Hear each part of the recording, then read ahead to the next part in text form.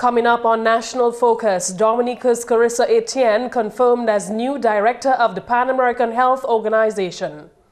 Congratulatory messages continue to pour in for Dominica's head of state.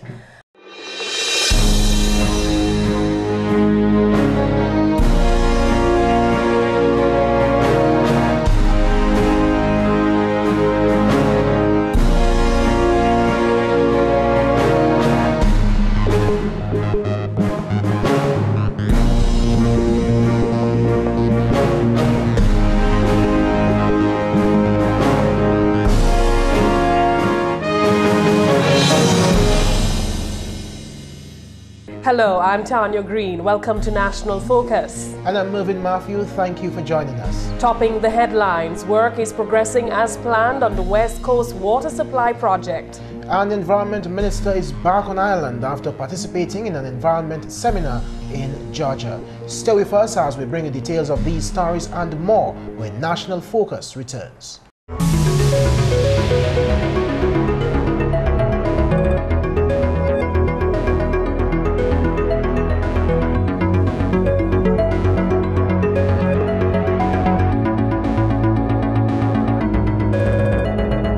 Welcome back. Time now for the details of the news. Dominican Dr. Carissa Etienne has been confirmed as the new director of the Pan American Health Organization, PAHO. She was elected on Wednesday by PAHO member states during the 28th Pan American Sanitary Conference. Dr. Etienne will begin her 5-year term on February 1st, 2013, replacing Dr. Mirta Roses Periago of Argentina, who has been PAHO's director since 2003. Dr. Etienne is currently Assistant Director General, Health Systems and Services of the World Health Organization in Geneva. Dominica's Prime Minister, Honorable Roosevelt Skerrit, who had rallied support for Dr. Etienne, issued a statement on Wednesday on the accomplishment of Dr. Etienne, who is from the community of Massac. She came up against candidates from Costa Rica and Ecuador. This is no doubt a very proud moment for her family and herself, and indeed all Dominicans and CARICOM citizens, because we were able to get the support of CARICOM in that regard. This is the second CARICOM citizen to be elected to that office, the first being Sir George Arlene of Barbados. I wish to place on public record government's thanks, appreciation, and gratitude to the CARICOM heads of state and government, the CARICOM Secretariat, and in particular the Secretary General of CARICOM, Ambassador Erwin Larak, and the government and people of Mexico for their extraordinary support during the difficult months of campaigning. The Dominica leader says the accomplishment of Dr. Etienne speaks volumes of government's efforts to improve its foreign policy. We indicate to you that through our foreign policy, we will make Dominica be known and respected. And there's no way 10 years ago, or 15 years ago, or 20 years ago, a Dominican could even think of wanting to be a candidate. Far more to be a candidate, and far more to be elected as the director of the Pan American Health Organization. And it is the first time, and besides Bishop Bowers, we've had somebody elected to this high office. And it is because of our bilateral and multilateral relationships, but also the way in which this government has been able to represent our country with seriousness, and a seriousness which catches the attention of the international community. Dr. Carissa Etienne's election signals the absolute confidence which the international health community has in her credentials, but it also speaks to the respect, admiration, and influence which the government of Dominica has in the international and regional communities. To have been able to garner enough support to elect a young girl from the village of Massac as the director of Pan American Health Organization, and from a small country called Dominica. Our foreign policy is working and is bearing fruits.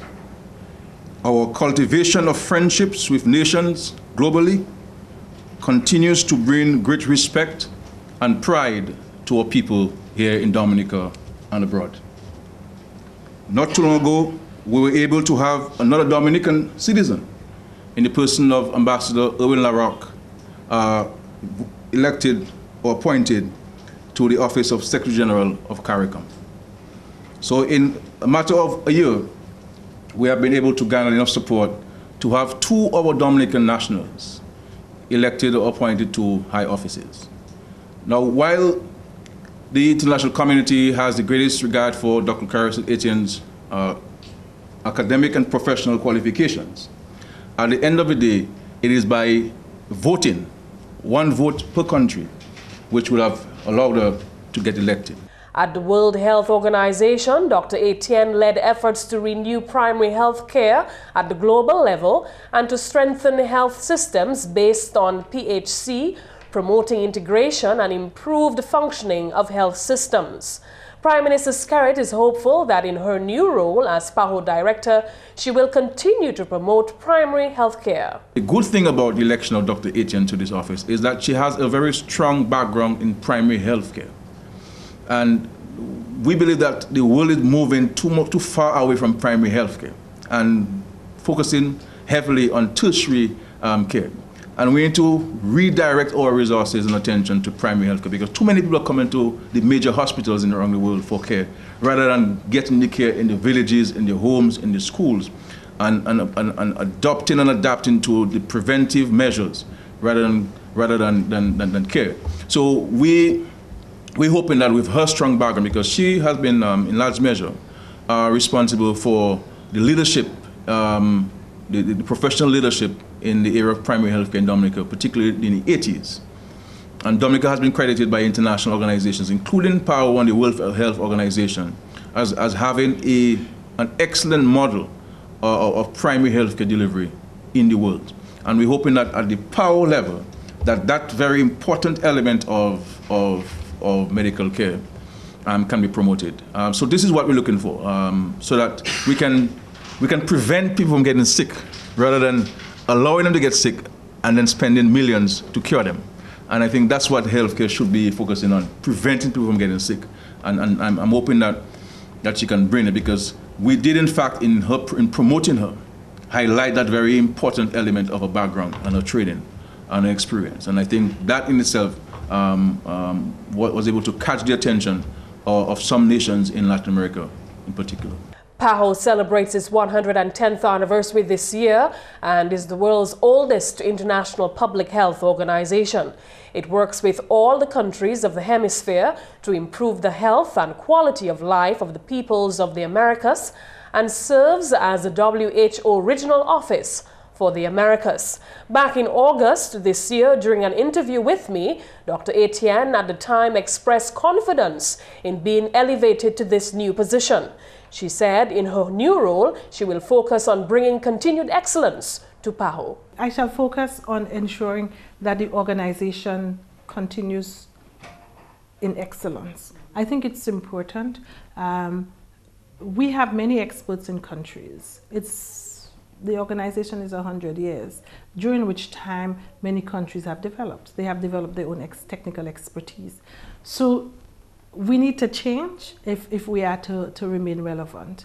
Dr. Etienne, under her watch as PAHO's director, is hoping to harness the expertise of all the countries. We need to be able to facilitate the South-South cooperation that would allow member states to help other member states. We need to be able to map out where that expertise is and to bring this to bear.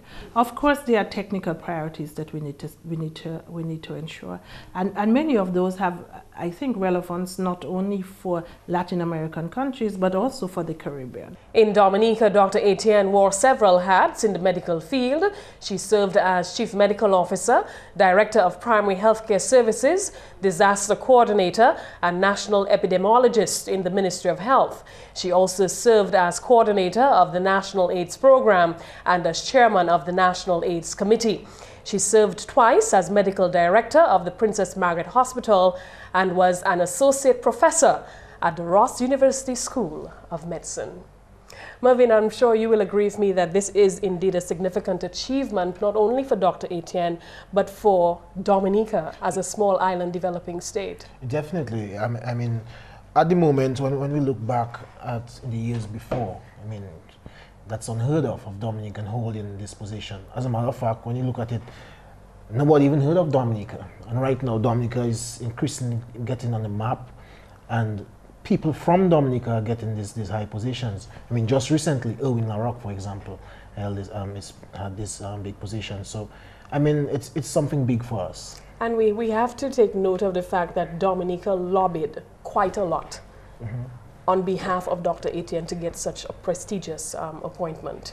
You know, the Prime Minister made significant efforts. Our own very Minister of Health, Honorable Julius Timothy, went to Washington to lobby on her behalf. So, I mean, she got a lot of assistance from Dominica, you know, to get such a position. Yeah, because Prime Minister Skerrit said earlier that the minister himself went with Dr. Etienne to 5 Caribbean islands just to lobby on her behalf. Yes, and back in July of this year, I had the privilege of having an interview with Dr. Etienne, and I really asked her, you know, what if you were to be given that position? What are some of the priorities? What are some of the things that you think that you would seek to address as priorities for not only for Dominica but for other Caribbean countries? And she spoke about continuing to work in the area of chronic non-communicable diseases, and you know that is an area of much concern for Dominica's healthcare. She also spoke about continuing to provide proper access to health systems and services, and she acknowledged that it is a growing problem with the increasing privatization, and she spoke about the need for us to ensure that people have access to care. Not only access to care, but be able to provide or be able to pay for these health services. But one thing we must note from Dr. Etienne is that her passion for primary health care, because she has always had the notion that, hey, not because you don't wait for the moment where the person gets sick and then you have to find some way of providing that care. She always was a strong advocate for the people treating yourself properly, eating the right foods before preventing yourself from getting sick. So, I mean, that is something that the Prime Minister says that he hopes that she takes on to a new position. And Dominica is indeed in a privileged position because having come from a small island developing state now, she's familiar with our concerns, what are the things that we need as small countries. And so in this new position, I'm sure she'll be better poised to articulate on our behalf. So indeed, it's a proud moment for her, for Dominica, for all of us in the Caribbean and by extension, the region. In more news, congratulatory messages continue to pour in for Dominica's new head of state, His Excellency Eliud Williams. Mr. Williams was officially elected and sworn in as president on Monday, replacing His Excellency Nicholas Liverpool, who demitted office due to ill health. Government representatives, members of the public, as well as family members are all confident that he will carry on the work of his predecessor with excellence. We believe that President Liverpool has served well, and we are ushering in a new president who, I believe, in my mind, based on his credentials, will serve just as well and be just as distinguished. Because Mr. Williams has had a long career in the public service. He's really served Dominica. He's been a son of the soil who has served Dominica faithfully for 40+ years.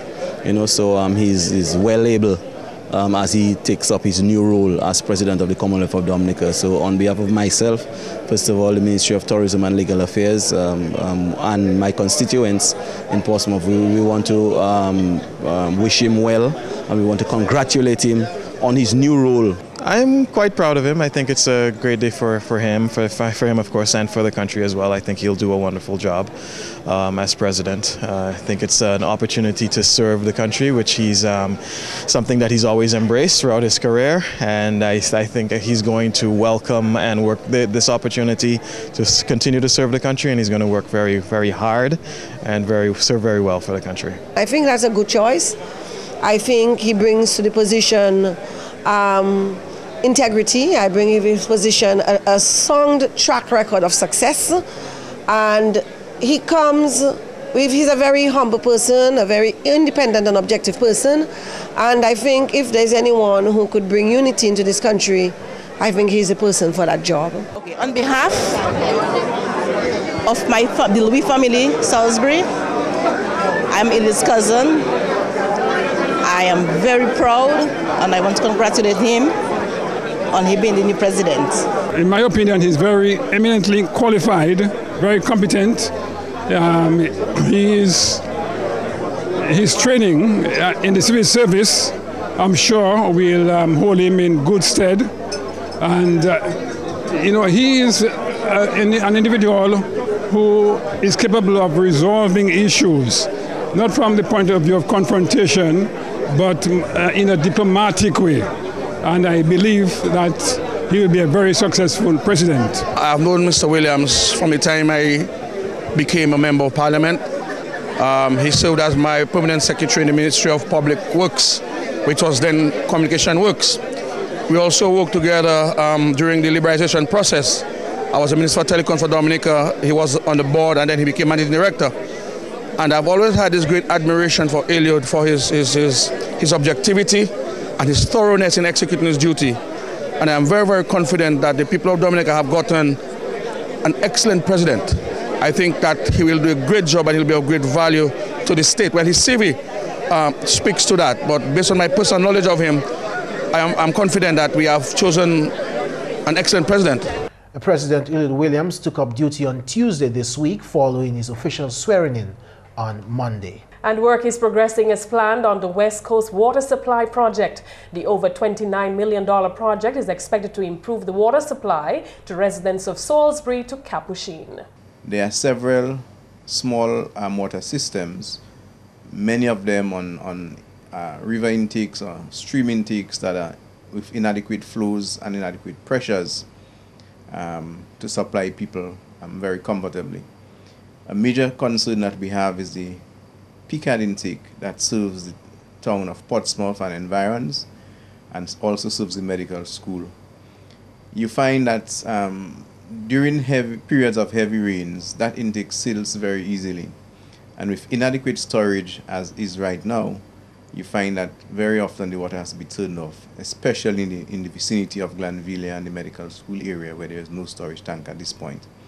Under this new project, there will be a major storage tank built that will serve that area and certainly go a long way in improving water quality and ensuring that even during periods of heavy rains, when the system is shut down, that the area is not without water. DOWASCO's General Manager Bernard Etinoff explained to GIS News on Tuesday the scope of works to be undertaken. Lot 1 is the construction of 2 new intakes and the main supply line from the intakes to 2 new treatment plants, and then supply from the treatment plants to the distribution network. Lot 2 of that project is the main distribution line stretching from Capuchin to Salisbury in excess of 30 kilometers of 6-inch ductile iron pipes, which will take the water to the distribution points. The third lot of that project is really the construction of 9 storage tanks and the laying of the associated pipeworks to ensure that water is distributed to all the communities stretching from Salisbury to Capuchin. GIS News accompanied DOWASCO officials on a site visit to various components of the project.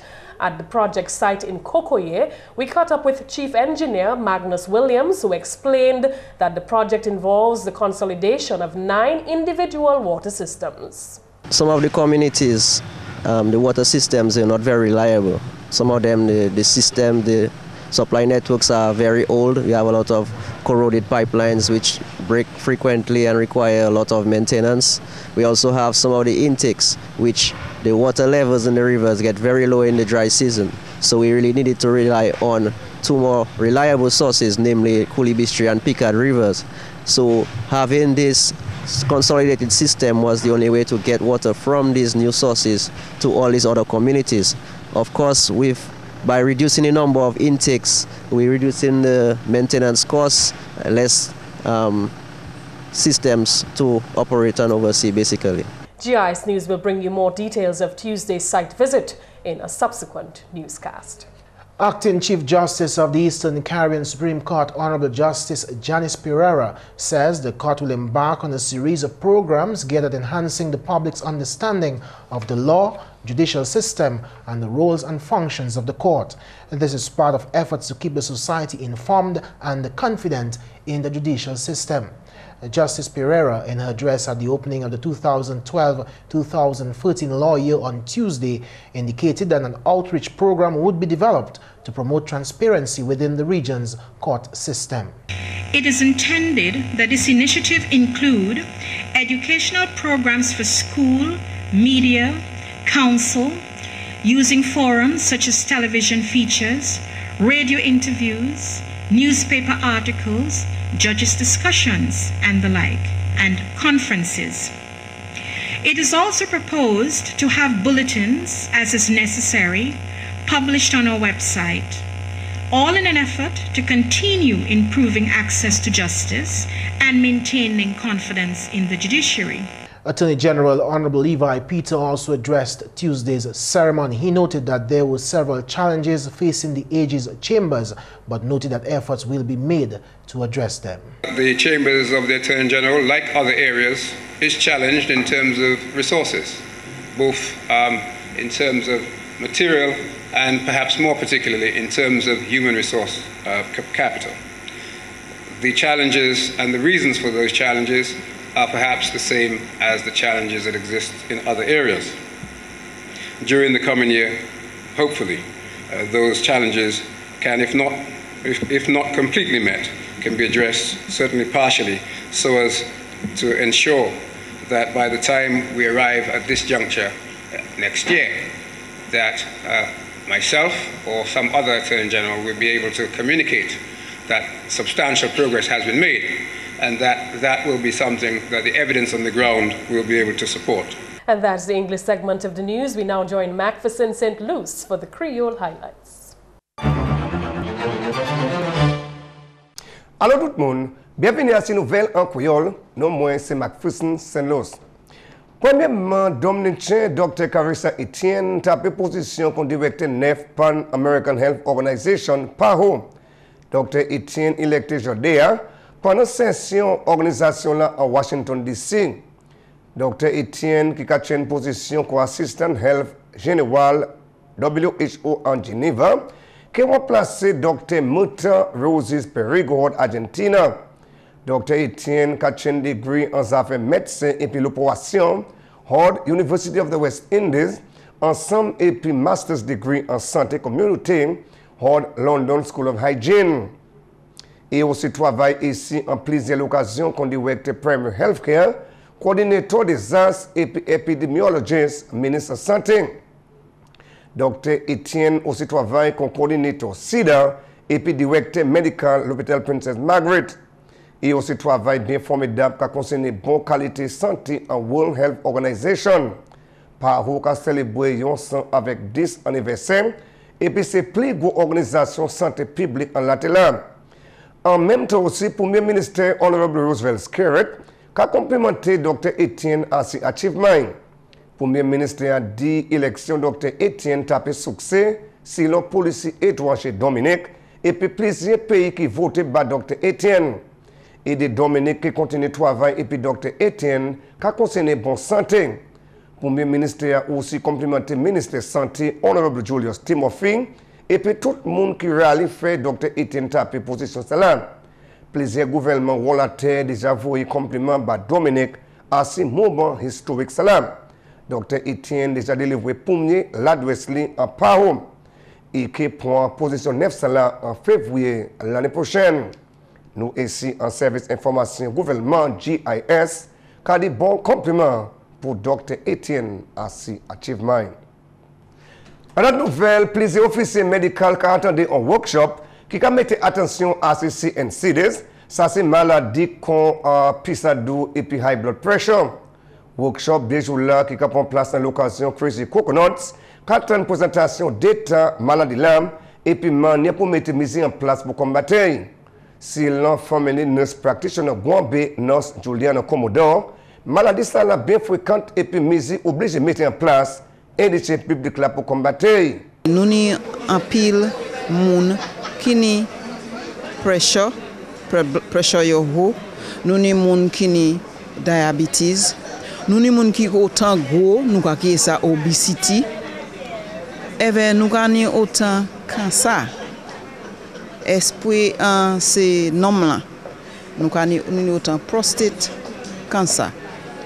Nous ka taper cancer en tété tout, nous ka taper en womb là, bouche womb là, nous ka ki ça cervix. Et nous observons qui en pile monde qui ni diabète ka perdi orteil, yo ka perdi pied, yo ka perdi half pied. Et ça pas bon pour nous. Because nous fait avec des pieds et nous voulons mort avec des pieds. Nous ka taper stroke pour hold pressure qui to haut. Nous ka taper plusieurs noms ka mort avec cancer. Et nous voulons ouais qui nous manger ça.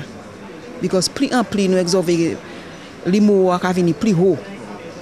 So nous voulons éduquer corps nous pour nous préparer moun pour yo même indiquer corps yo avec pour yo même occuper corps yo pour empêcher ces bitin ça la fête. À notre nouvelle, avocat et puis d'autres officiers légaux en Dominique assemblés en l'église catholique en Wozo mardi pour observer le commencement de l'année légale, l'année 2012-2013. Monseigneur Wozo, His Lordship Gabriel Malzer, délivré l'évangile en service là. Ces officiers légaux là tiennent au parade qui mène yo hors de l'église là pour l'occasion de l'audience en Wozo où la justice Bernie Stevenson Brooks fait inspection ça au God of Honor. Il était aussi né en session où la membre légale tient au parole hors acting chief justice Honorable Janice Pirara.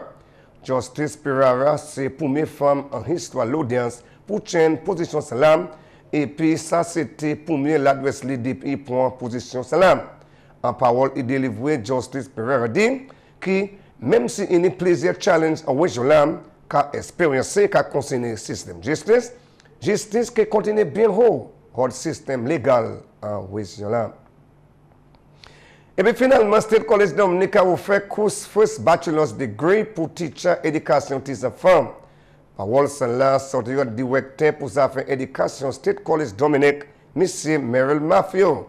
Nous avons la faculty of education pour ça délivrer un bachelor of education degree pour les gens qui ont early childhood. Actuellement, nous avons négocié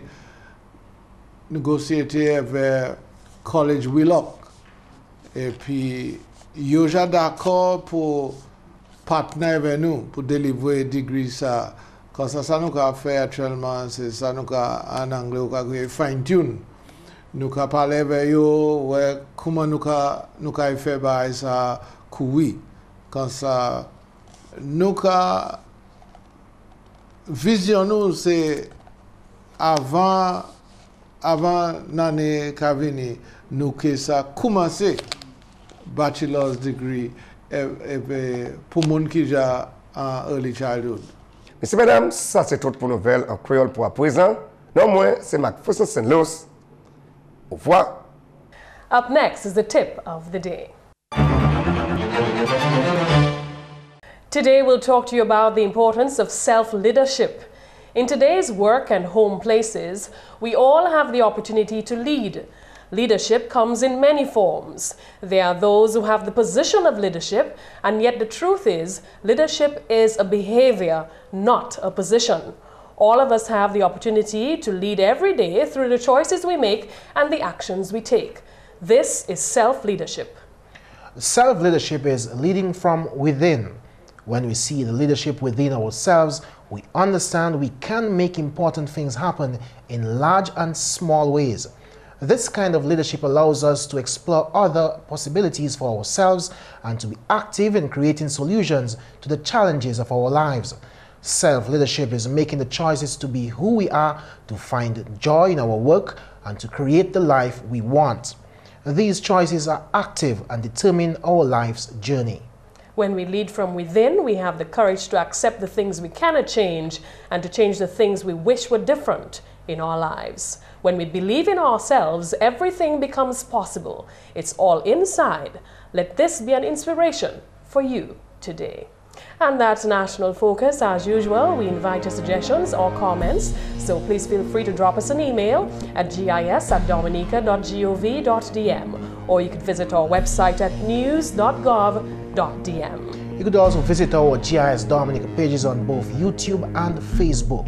On behalf of the entire news production team, I'm Mervin Matthew. And I'm Tarnia Green. Thank you for watching, and do remember to join us again tomorrow.